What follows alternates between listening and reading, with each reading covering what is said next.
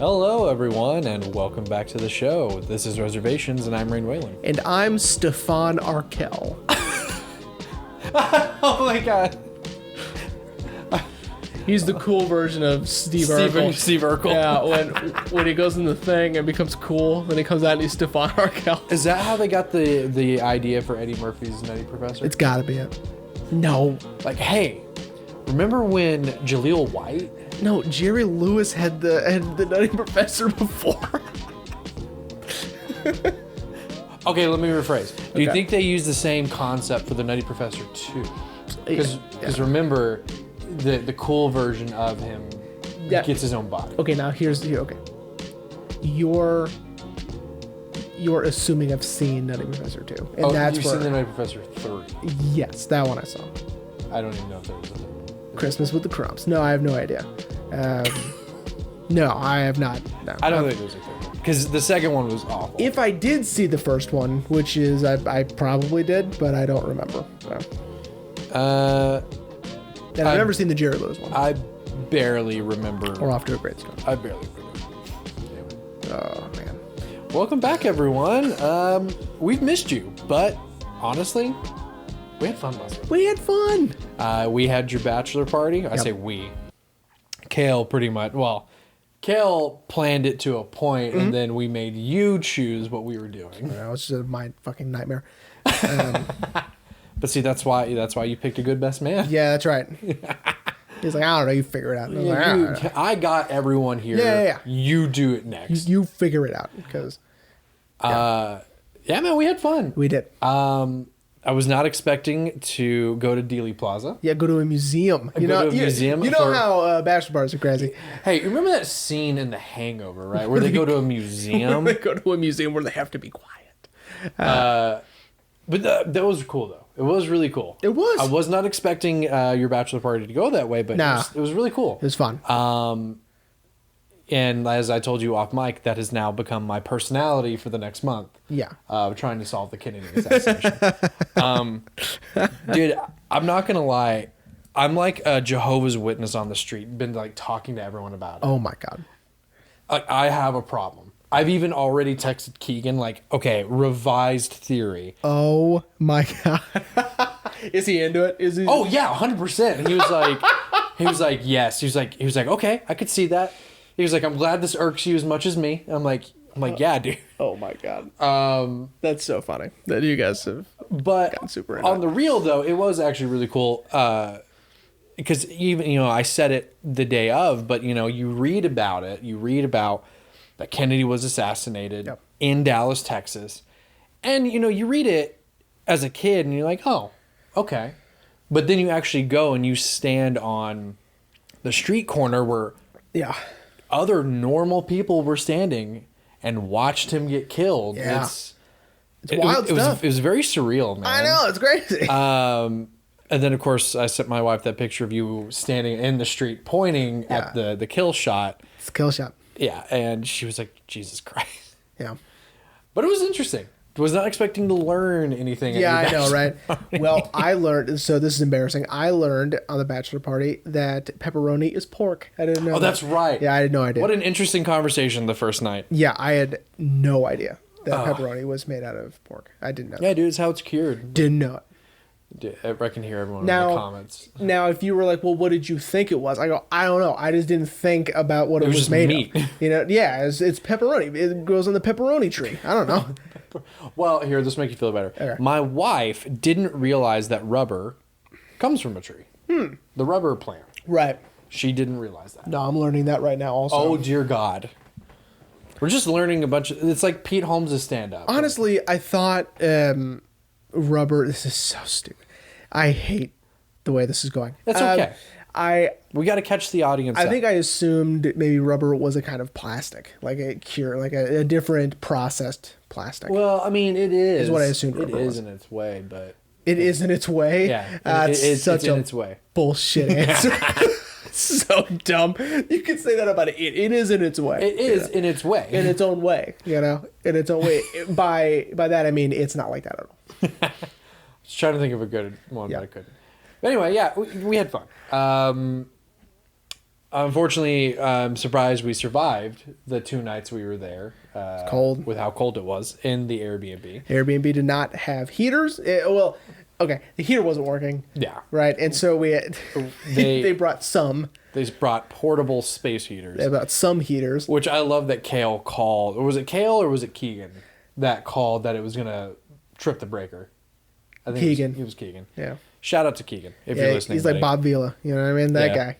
But we had fun, but now it's back. Now we're back. Now we got to get back into everything. Yeah. So if you tuned in 2 weeks ago, holy shit, yeah, it's been 2 weeks. Yeah. Jesus Christ. This week we were talking about Come On, Come On. So Jeremy, why did you want to pick this one this time? When it came out, or when it was announced or whatever, like the trailer dropped, whatever, I was like, oh, that looks interesting. You know, maybe. Right? And then our boy Zach. Zach, I told Jeremy we're probably going to have to be shouting you out this whole episode. He texted me when it was in theaters and he goes, hey man, I just saw Come On, Come On. It's incredible. Like, you have to see it. Like, he was gushing over Come On, Come On. I told, after we left Dealey Plaza, I reminded him that we were doing it, and he's like, Rain, dude, you're going to love it. I know. And I was like, well, shit, now I really have to see this movie. And then, of course, we live in Midland, Texas. It doesn't, right? Getting A24 movies here is like... No. And then it's so hit or miss because sometimes you would think we're not going to get it, and we do. Like with Pearl and X. And... like Midsummer and Hereditary, and you know what I mean? Like, who knew we were going to get those, right? Yeah. The Witch, that was weird. That was a weird one. The Vivitch? Yeah, the Vivitch. But yeah, we didn't get that one. And just like the Banshees of I can't pronounce that last word, but yeah, we didn't get that either. So I mean, you know what I mean? It's so hit or miss with movies here. So we didn't get Come On, Come On, of course. So I had to wait. And then I bought it when it came out on Blu-ray, but then that was when we had already decided we're doing this, and I said, I'll save it. Yeah, I mean, and you know what? Perfect time, man. Yeah, and my boy Shep at work, he said that it was wonderful, and he loved it. And I was like, well, shit, man. Like, you're going to have to wait, man, for me to be able to see it, because I don't know. We'll talk about it after I see it, I promise. Yeah, I promise you. So Monday, that's all I'm doing. I guess I'm going to go talk to Shep for a while. Yeah. And yeah, man, and what a good pick, bro. Yeah. Like, I mean, granted, I think we've had a banger of a season. I think so far, even though, of course, this season's gone on way longer than it's needed to. Yeah. But man, another one, and our boy Joaquin Phoenix. Yep. Third Joaquin Phoenix movie we've done. Yeah. This season. So, okay. So, first impressions. What did you think, considering this was your pick? I think I loved it immediately as soon as it started. I think I loved the idea of interviewing kids for a radio show. It felt like NPR to me, which is who he worked for. But did they? It wasn't. It felt like NPR. Like, it felt like it was NPR. You know what I mean? Sort of a thing. But whatever. I was gonna say, like, they never actually. They just say that he's like a radio journalist. He's a radio journalist. Whatever that means. It's NPR, right? Yeah. Like This American Life, sort of a thing, is what it felt like to me. But I liked that. I liked that. Coincidentally, with interviewing children, he gets the opportunity to take care of his nephew. Mm-hmm. Which I liked, right? Yeah. When the movie ended, I found it fascinating that a character actor I love so much, who is Scott McNairy, who plays Paul. Paul, that we don't get to hear him speak. You know what I mean? Barely. Wait, right? barely. Yeah, we do hear him talk. Yeah. And it's like he's barely in the movie, and I'm like, I love that guy. Why isn't he? I'm not gonna lie. In this more. Every time I saw him pop up on screen, all I could think about was Once Upon a Time in Hollywood. Who's Johnny Madrid? That's all I could think about. That's funny. Like, that line kept popping up into my head. He's such a great character actor. He really is. Killing them softly, which is wonderful. Andrew Dominic. Yeah, Andrew Dominic. Also in Gone Girl, he's in that for a scene, right? Incredible guy. I love. You're forgetting about his best performance though. Batman v Superman. Batman v Superman. I barely remember that movie. He's got no legs. He's like Lieutenant Dan. He's got no legs. He's got no legs in that one? Yeah. I don't remember that at all. Lex uses him as a ball. So I loved seeing him, right? Yeah. I always loved seeing him. I loved just it's sort of it's not a hard plot, right? Hard meaning it's not very rigid. Like it's sort of like flowing. Yeah. The plot. It's more, I'll agree. Yeah. It's more like just life. It felt to me like About a Boy also. Yeah. Which the movie's great, but I also really liked the television show that they did on NBC. That was unfairly canceled after 2 seasons. Yeah. Fuck yeah. I saw the first season and I loved it. I don't think I saw the second season, which is probably why it got canceled. Yeah, probably. And so I loved that. I love that aspect of it. That I love the relationship between the two of them. I loved the sort of the personality that the kid had. I loved. Oh yeah, he was killing me. Yeah. I like everything I read that the movie was just a flat out drama, but any time he opened his mouth, I would laugh. Yeah. You know, so I just loved it. I loved everything about it. Also doing some research, and I haven't watched it yet, and now I have to. He directed I Am Easy to Find. Mike Mills directed I Am Easy to Find, the short film that accompanied the last National album. I'm Easy to Find. Which, of course, everyone knows. With Alicia Vikander. And shout out to our Warrior episode. Jeremy is a huge fan of the National. Yes, I am. His sad dads. My sad dads, yeah. And they've now embraced it. So now they have like merch that say sad dads. That's awesome. So, yeah. That's dope. Which I love. So I think I just loved everything about it, to be brutally honest with you. Which seems sort of lame and sort of like, there's nothing, there's no real criticism. I just loved it. I thought it was wonderful. Well, the last thing I'll say is the thing I absolutely loved was anytime they read anything, it would pop up on screen, the title and the author. Oh, yeah. Fuck, man. Like, I love it, Yeah. Again, my first impressions, pretty much everything you're saying, man. The story, it is sort of this odd couple-esque situation, but it's it was such a sweet story, which is something I appreciated. That and I know I've said on this show before that dramas aren't my go-to genre of movie because I don't like to be bummed out. Of course, doing the show for 3 years, I'm a little bit more open now to dramas, but the movie didn't feel very heavy-handed with the drama, which is something I really like. No, here's what I loved about it, about the drama aspect, is it's not, nothing too terrible is happening, right? Yeah. The most conflict we get between Johnny and the kid and Jesse is he like just he walks off without him. Yeah. You know what I mean? And it's like like you can't do that. Yeah. It's so grounded in reality that he's not running away, right? He's not the kid. There's not a huge wall between them. Yeah. There's not any sort of tension between the two of them. I'm trying to think of an example of something that would be a little too over the top for this sort of story, where, there is that sort of tension between the two of them, or if they hated each other, or if maybe Johnny was the only person that could watch him, but, Johnny hit him once and then now, whatever this shit. You know what I mean? I love that wasn't there. None of that was there. Yeah. Right. Again, and the conflict was so benign that it just felt so real. Right. Yeah. And the whole time you were saying that, all I could think of was like, this was like I don't want to say lesser. If first was maybe a different writer or director or a different story, that would be the central focus of, oh, the kid ran away.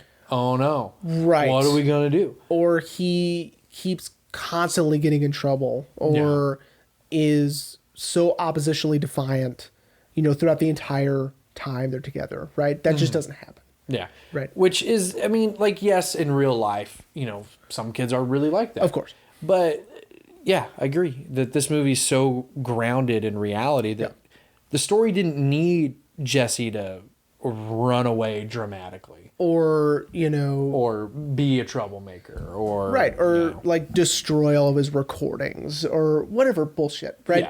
Yeah. If any, I love that he's interested, Yeah. right? And that he wants to put on the headphones. He wants to walk around with the microphone. By the way, that sound design, once he has it, and then now we can hear what he's hearing with oh man. They kind of brought me back to season 1 when we would use headphones. Right. Yeah.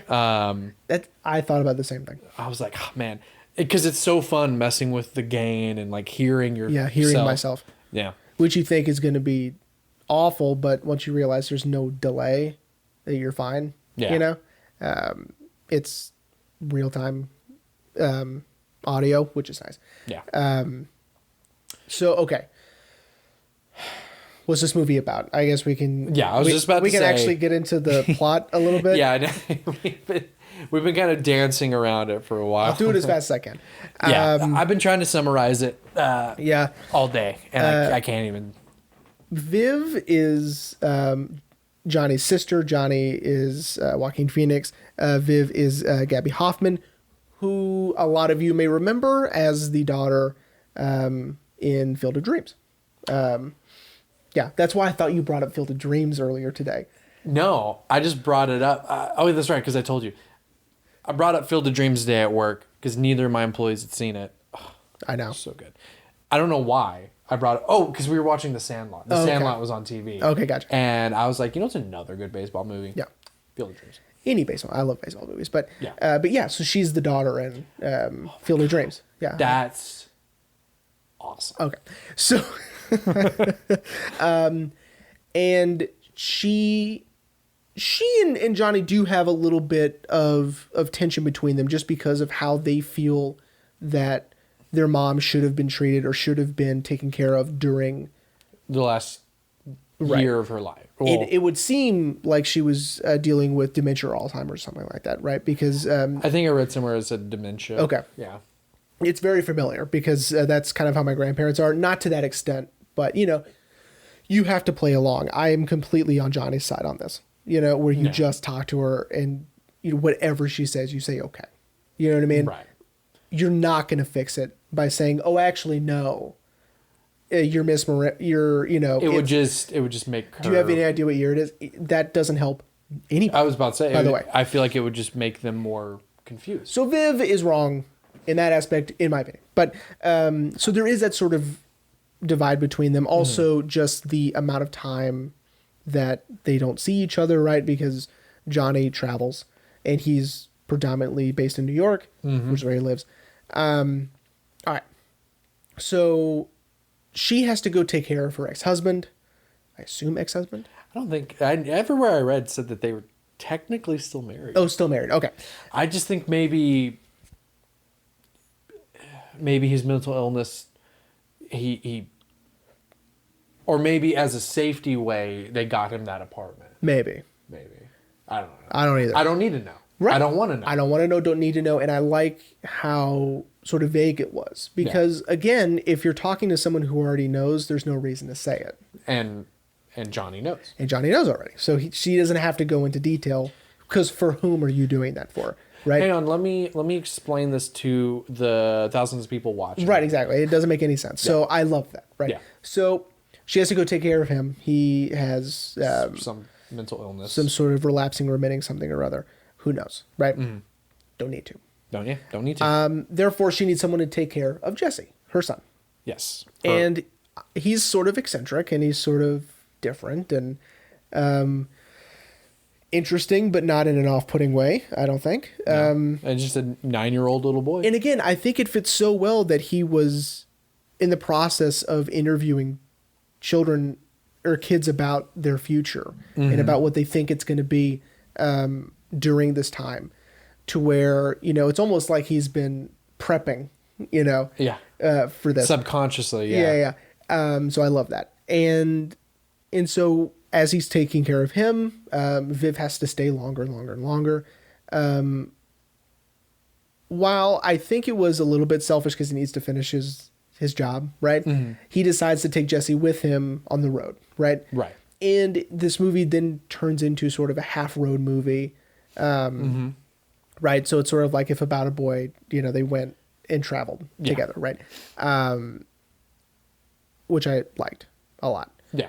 So instead of taking him to school, he would just take him to New Orleans, take him to whatever. He wants Jesse to experience life outside of Los Angeles, which is important. Which is, I mean, in my opinion, a good uncle trait to have. I agree. Yeah.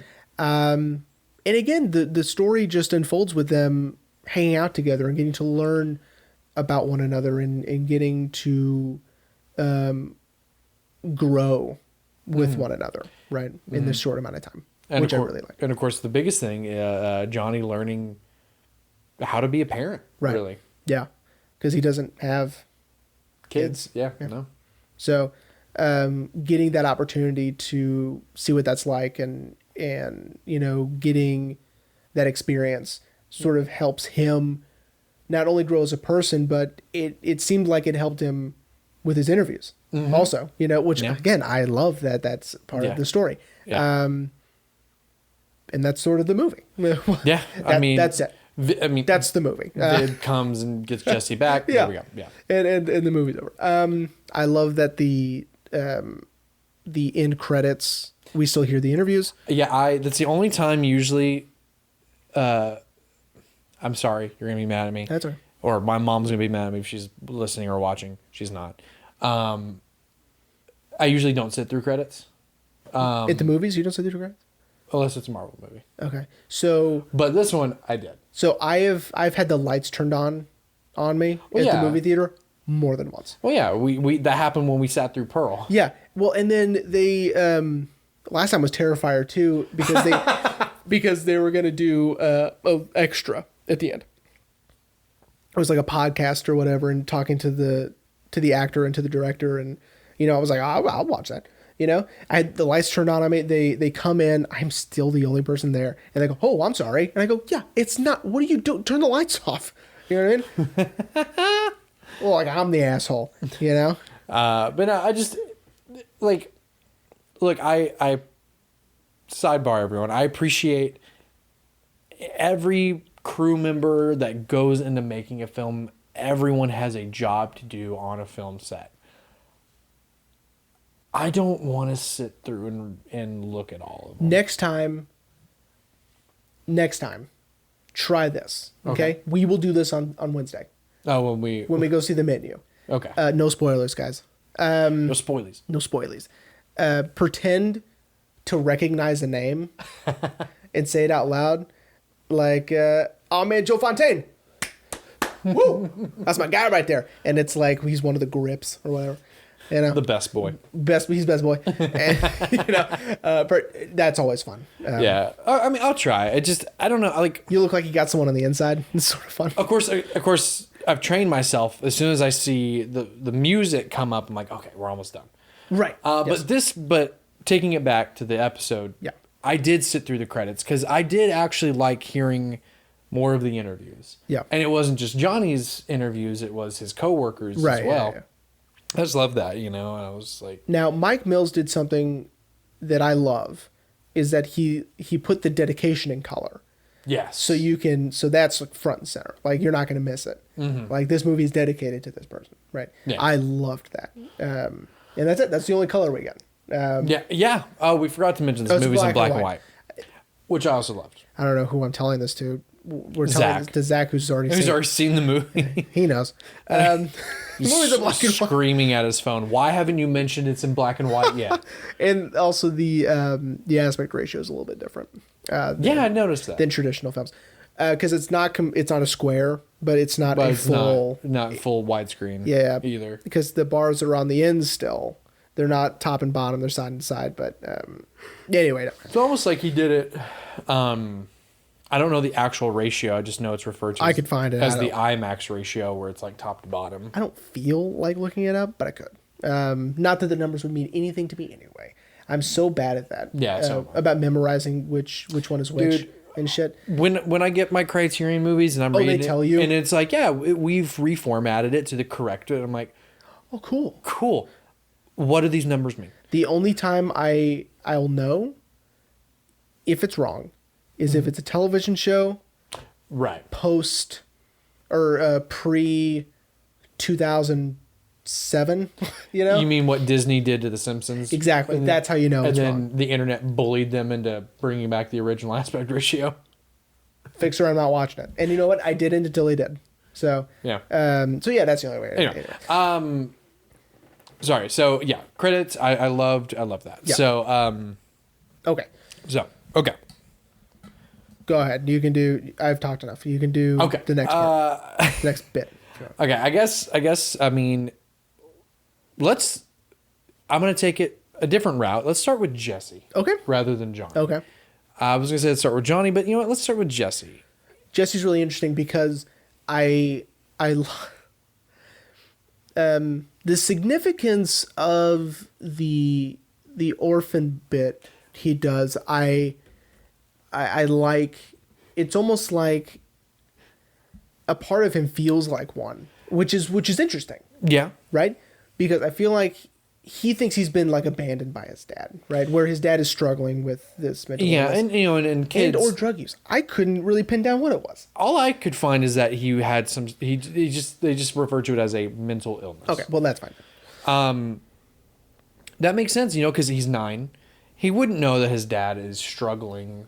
Of course not. However, that might not be true because he knows about his mom's abortion, That's right. right? And even Johnny didn't know about that. Yeah. Right? So they're pretty open and honest with one another, which Yeah, because he also says like, "Is it like before?" again I really really like. I like this, and I've seen it before in other movies where the kid is treated almost as equal, right? Yeah.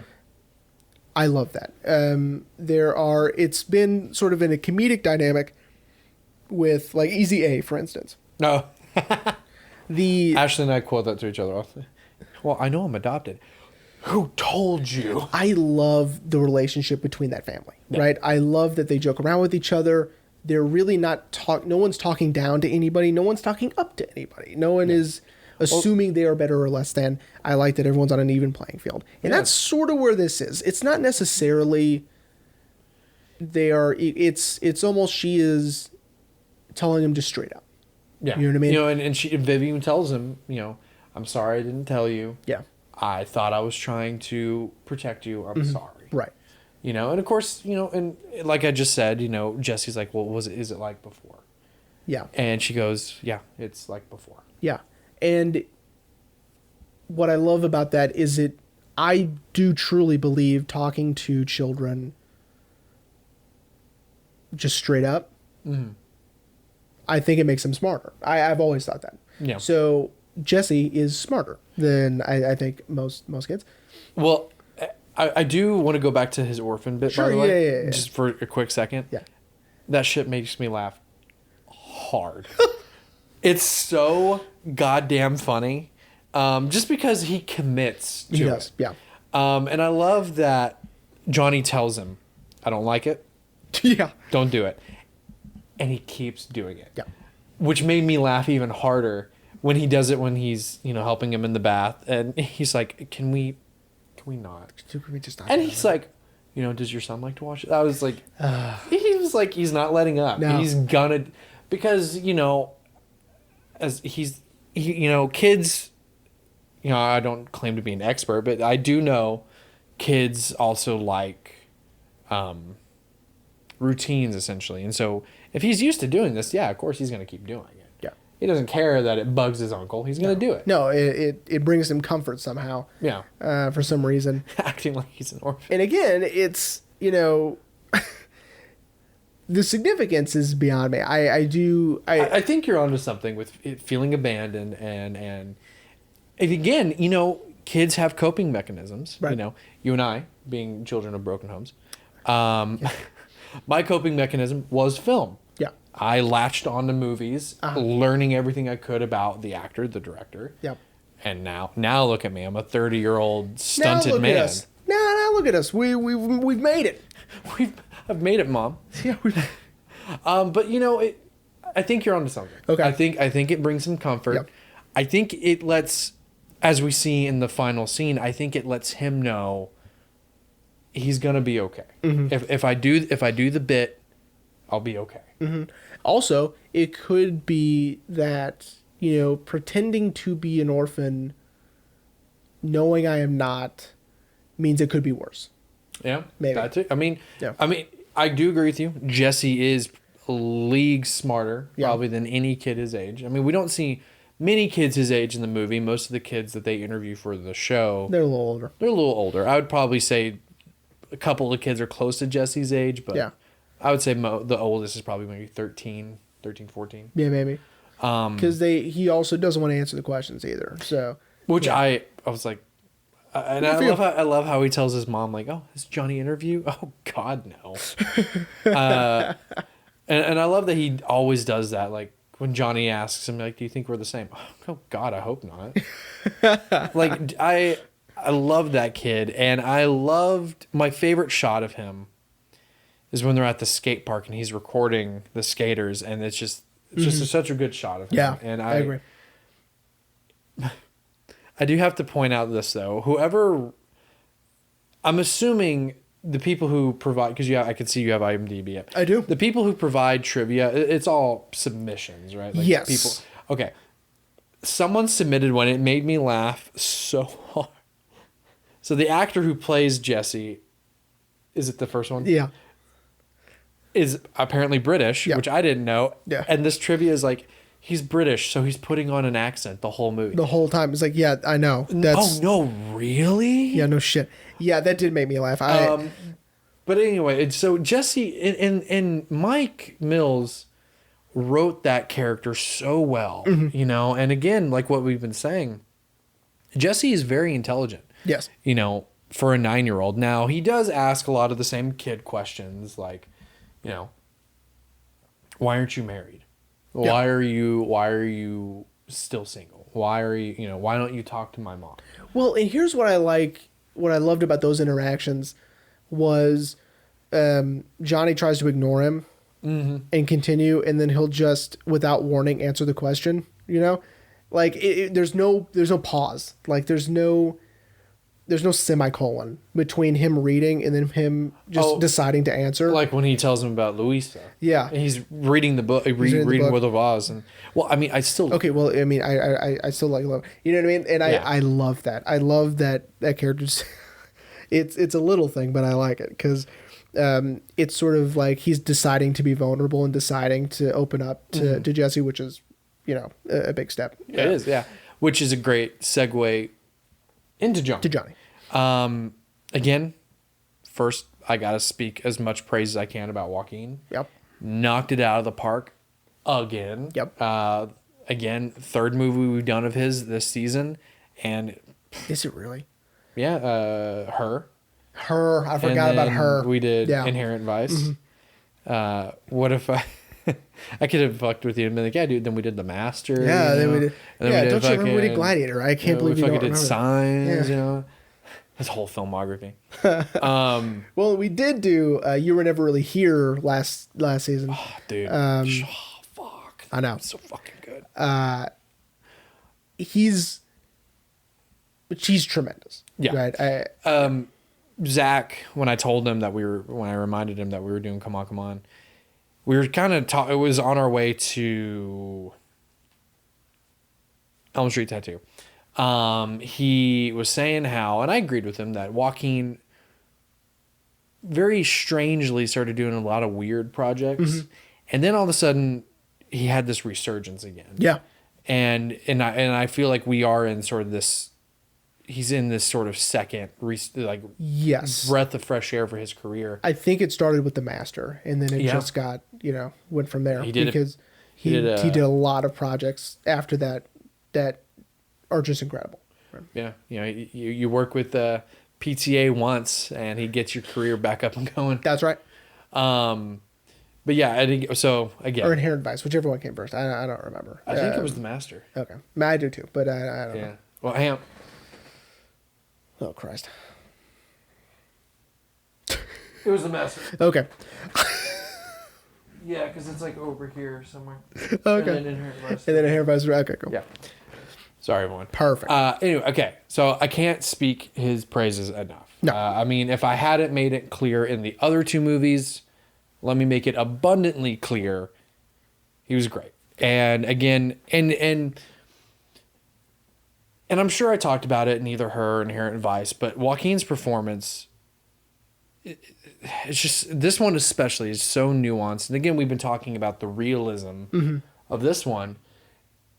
It's so interesting to see him in a role like this because he's not, I really felt like he wasn't, method acting, which Joaquin does tend to method act sometimes. I mean, he definitely did for Joker. Losing that much weight, Jesus Christ. Yeah, he was gross. Hopefully he doesn't do that again for Joker too. I hope so, though. I hope he does. You hope he does? No, of course. Continuity, man. So. No, but he got out. So he probably totally. He gained weight. Yeah.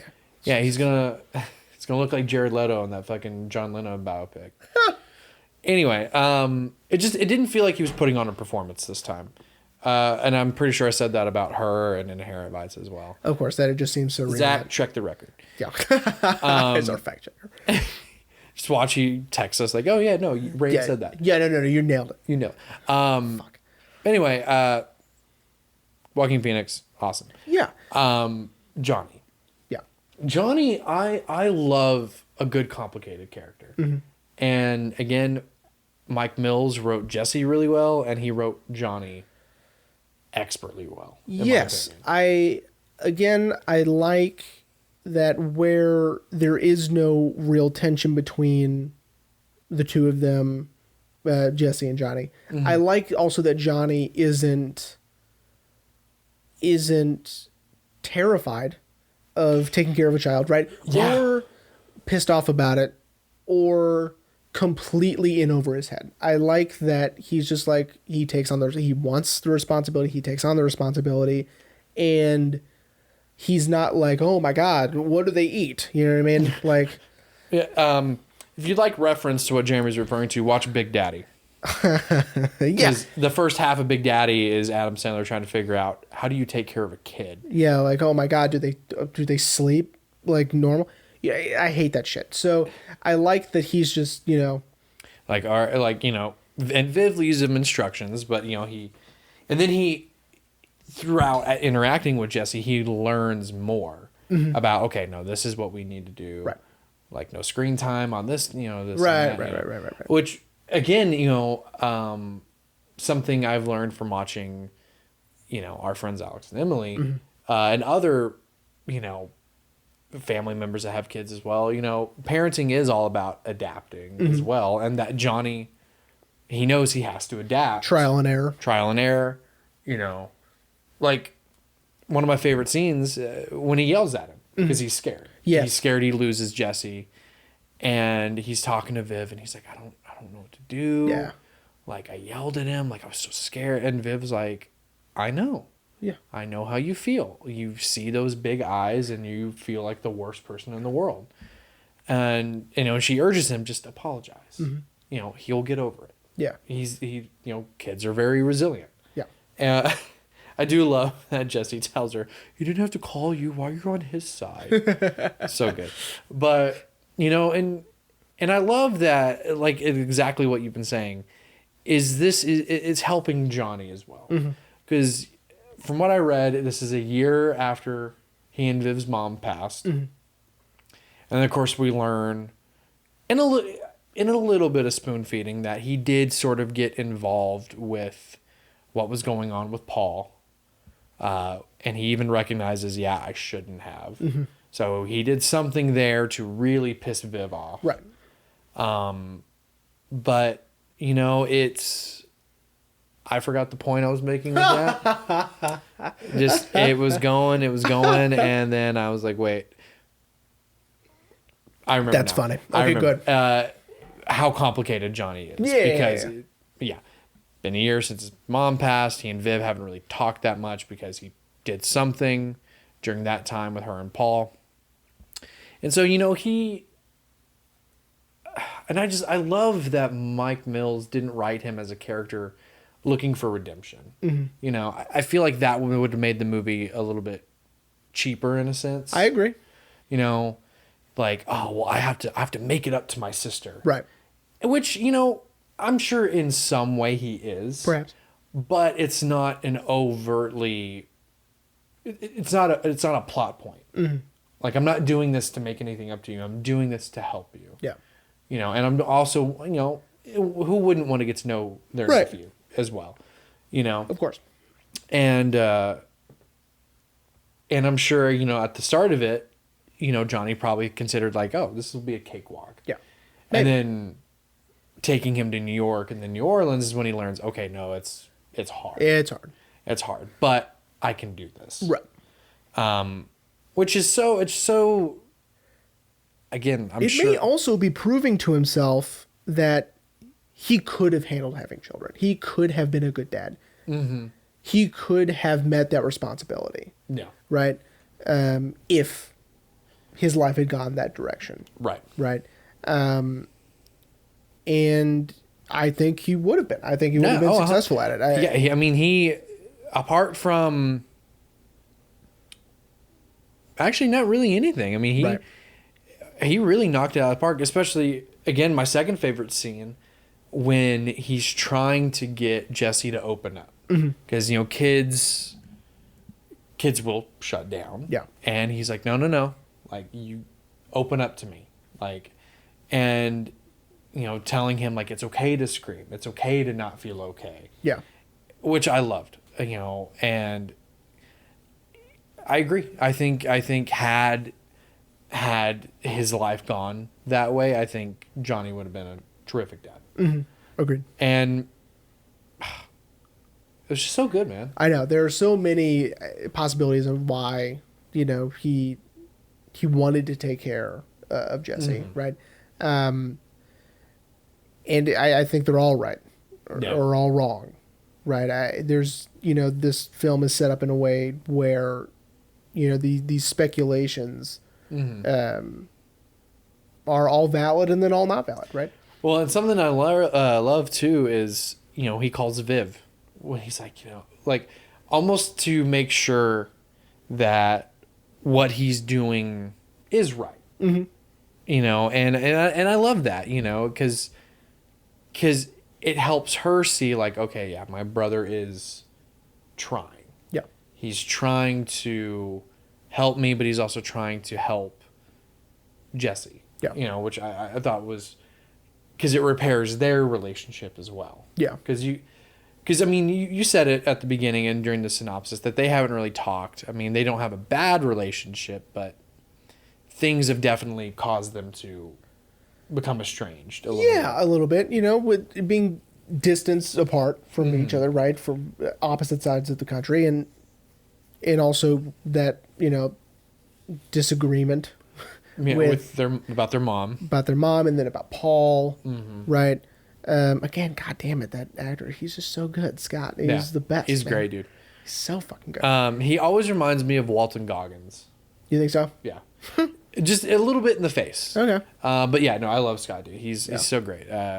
Again, every time he pop up, I just hear him going, "Who's Johnny Madrid?" Oh my God.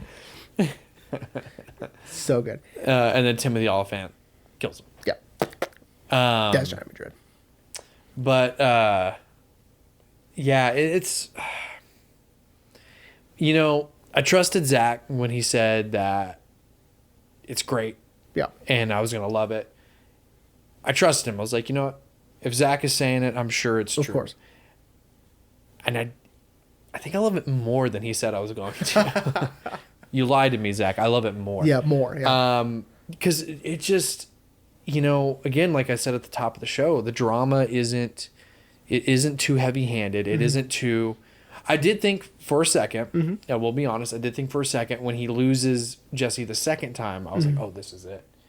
Right. I was like, always waiting for something horrible to happen or for either Johnny to mess up in a huge way, Jesse to be defiant in a huge way, and that just never happens, right? Yeah. Which again, you know, which again I think makes this film even better, right? Because you don't need it. Yeah. The movie. It's not what the movie's about. Yeah, the movie doesn't require, so like, let's say that scene where he loses him right before the bus is like a, traditional drama or another, coming of age movie or something. Of course, the movie would then turn into Johnny's, tearing his hair out trying to find Jesse. Yeah. Asking people, have you seen Jesse? Calling, I lost him. I don't know where he's at. Ew. And then, we find him with 30 minutes left in the movie. Right. And who fucking needs it, you know? And he, and yes, he finds him fairly quickly. Immediately. Yeah, immediately. But it's still intense because I was like, oh my God. I know. He really lost him this time. And then it is sort of like okay, good. He found But yeah, the movie didn't need to dive into the whole, like, he's lost him now. Yeah. Like, Jesse. Oh, Viv's gonna be mad. Or like when they're in New Orleans and Jesse sort of has a meltdown while Johnny's interviewing, and Fern is like, the iPad died and we ran out of snacks. We don't like raisins, which I also loved because Fern even recognizes like, hey, he's a kid, like he can't control it, and that's. I was also waiting for that scene to be like, this is it. Yeah. Like, this is Jesse's big meltdown, Nope. screaming, I hate you. You're not my dad, Yeah. But no. Nope. He's just asked Johnny, can you just finish reading the book, please? Yeah. I know. So good. Is there anything that we missed, Jeremy? Oh, we can talk about Viv a little bit. Yeah.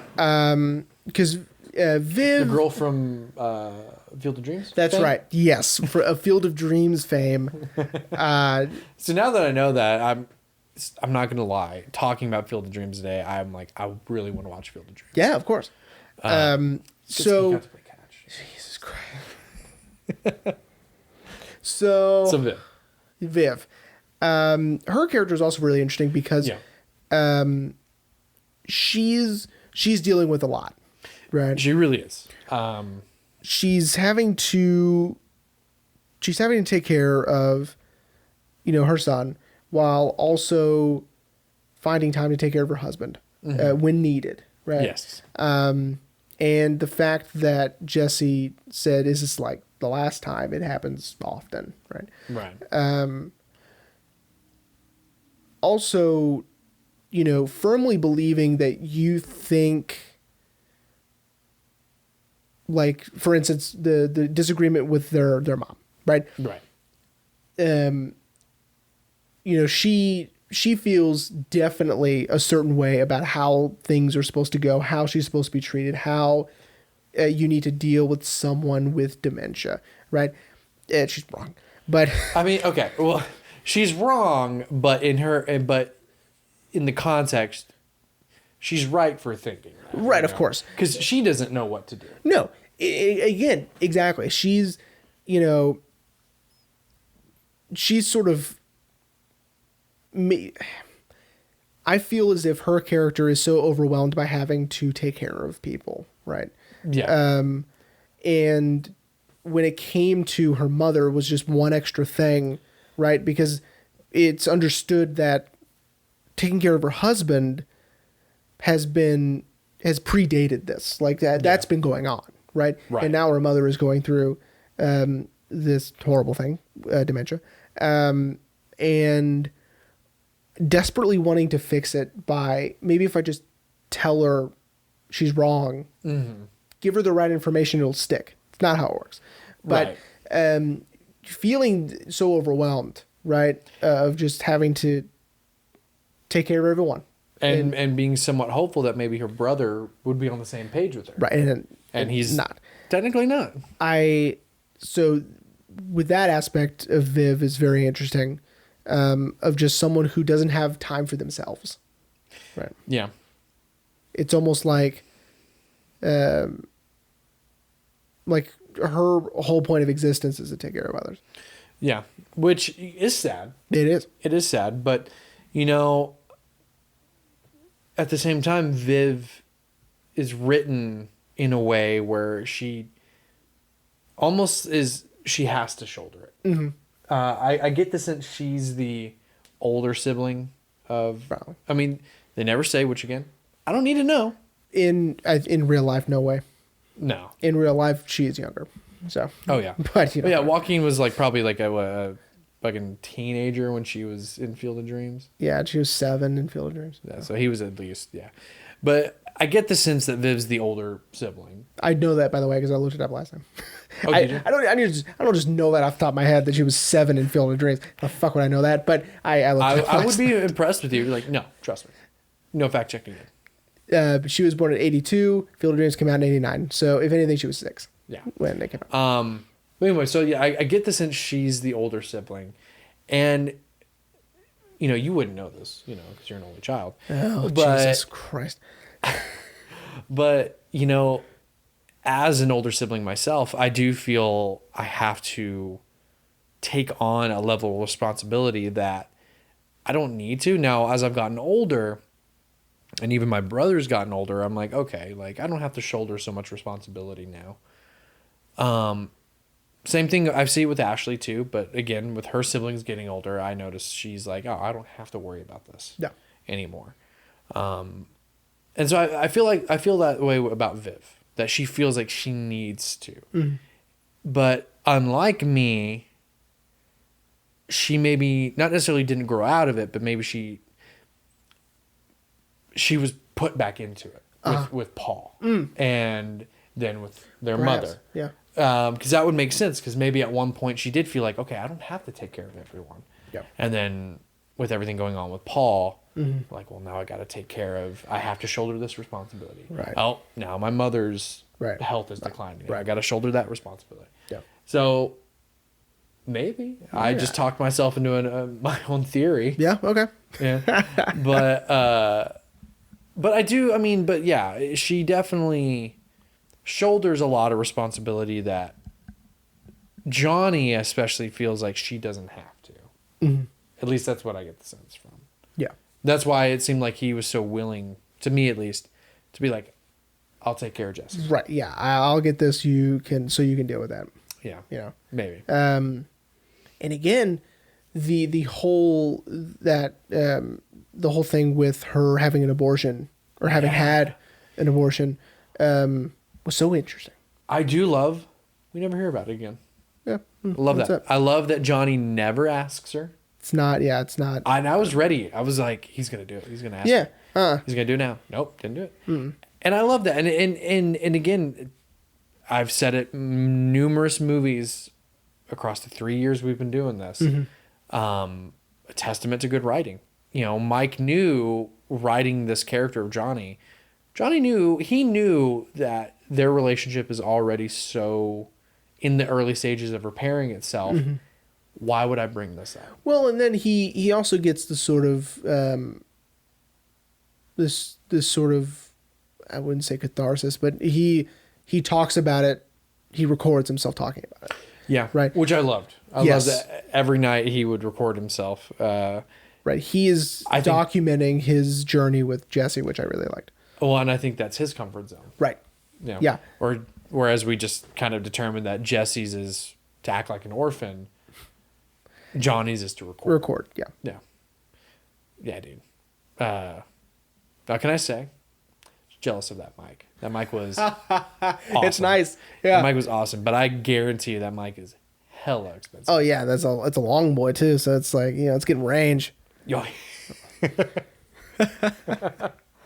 Oh my god. Okay. Yeah, all right. I want to gush just for a second. All right. I loved how the movie was shot. Mm-hmm. It didn't feel like a movie. No. I know we've probably said that about some of the movies we've done in the past. It did not feel like a movie. Yeah. At all. I think in this case, it sort of felt sort of documentary-esque, I think, especially with the interviews and things like that. And of course, with the such realistic stakes of the film, right? Where, you know, it's just nothing horrible is happening. It's Nothing, just two dudes. Nothing outrageous is going on. Where a few weeks ago, kids felt like it was a home movie that we shouldn't be watching. This is like a gonzo film. This is sort of like, just some teenagers got a hold of a video camera and were filming themselves around. That's a good comparison. Thank you. This, however, felt more just as if Mike Mills knows this guy named Johnny, and it was like, hey, can I film you? Yeah. And Johnny's like, well, I mean, I gotta watch my nephew. Yeah, like sure. don't acknowledge that I'm here, and we'll do it. You know what I mean? And we'll just do this whole thing. That's what it feels like. And you're right.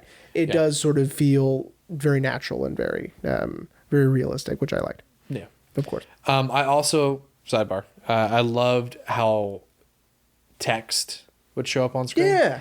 When Johnny's texting, because again, I watch movies with subtitles on, and so I was watching and I was like, wait, why are there? I was like, oh, he's texting. Loved it. It's so cool. Yeah. Yeah. And of course, not only the text when he's texting on screen, but again, when reading anything. Yeah. It could be an article or anything, and it'll say the title and the author. Oh, love it. Yeah. So, all right. What else do you want to talk about? I think I'm about ready to wrap up. I think I'm running out of stuff. Yeah, because I don't want to just talk to talk. I mean, yeah. That's why I just wanted to gush real quick. Loved it. Yeah. Yeah. So it was wonderful. Jeremy, are you ready to wrap up? I am. I'll definitely be watching this again. 100%. I told Ashley, I was like, you will love this. Yeah. I was like, you should watch it with It's me next time. very, very good. Maybe one of the best of 2021 for sure. Yeah. It didn't. Again, I didn't watch the Oscars, but I don't think it fucking got anything. I can look. I didn't get that deep. I know it got a lot of recognition. Yeah, I can look. But I didn't get that deep. Yeah, again, loved it. No Oscar, but BAFTA nominations. Nice. So that's good. That's no the Gold British. Globes? No. American. Well, it's all right. The Oscars and Golden Globes are rigged anyway. So oh, absolutely. Who fucking cares? Yeah, who fucking cares? Yeah, 2021, so it won't be eligible for... That was last year. So. What's really interesting is I don't give a shit. Yeah, but... so I think, one of the best of 2021. Yeah. I think it was awesome. It was amazing. I loved everything about it. Again, it felt very about a boyish... about a boy like 100%, which I really liked. Joaquin, hit this one out of the park again, buddy. Good job. Can't wait to, even though I know you're gonna hate me for this, even though I'm not a big fan of his work, can't wait to see him in Ari Aster's new movie. Disappointment Boulevard. Yeah, that's going to be incredible. I can already feel it. So hopefully Ari doesn't pull that brand of horror that I don't like. Well, I hope he does. So I think I read that it's supposed to be a drama.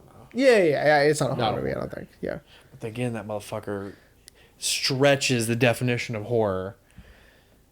I know. Jesus Christ. Oh, Ari Aster's the best. Anyway. So good. You're just wrong. Hey, Ray, what are we going to be discussing next week? All right, buddy.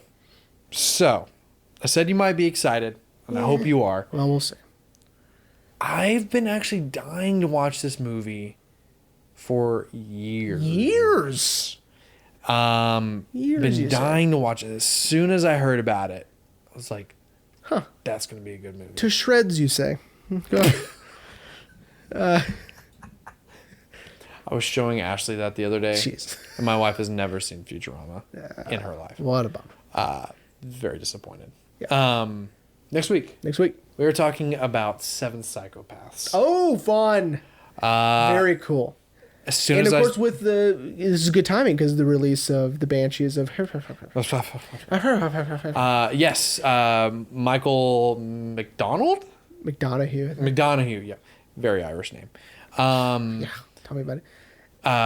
First off, fucking In Bruges, fucking amazing, perfect. So see, I'd already seen In Bruges by this point, and so when I heard about Seven Psychopaths, Colin Farrell was coming back. Yep. but this was going to be his first, well, not his first, but at least a movie that was going to reach American audiences. Mm-hmm. I was like, let's go. So, and it's got your boy Tom Waits in it. It's got Tom Waits?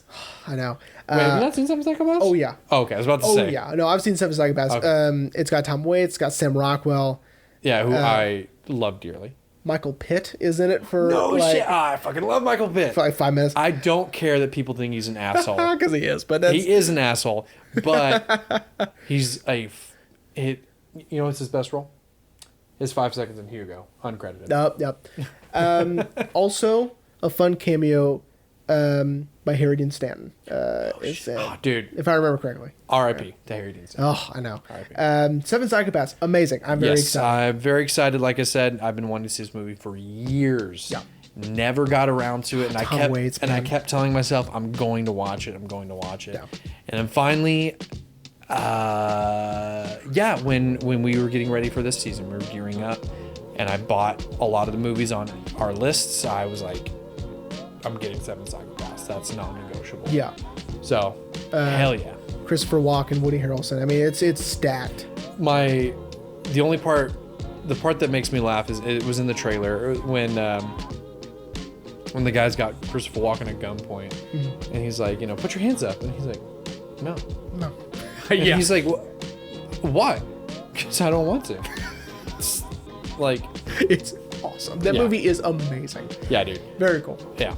So, Seven Psychopaths. Seven Psychopaths. Nice. All right, everyone. Well, we hope you enjoyed. Come on, Zach. How'd we do? Let us know. Last shout out for the show, buddy. Yeah, how'd we do? And again, thank you so much for telling Jeremy about this. Yes. I forgot to mention, I found out because I got an email from A24 that said it was going to be released. I was like, oh, Joaquin Phoenix. Sold. Didn't even see the trailer. Didn't need to. Anyway, I hope you enjoyed Come On, and we will see you next week for Seven Psychopaths.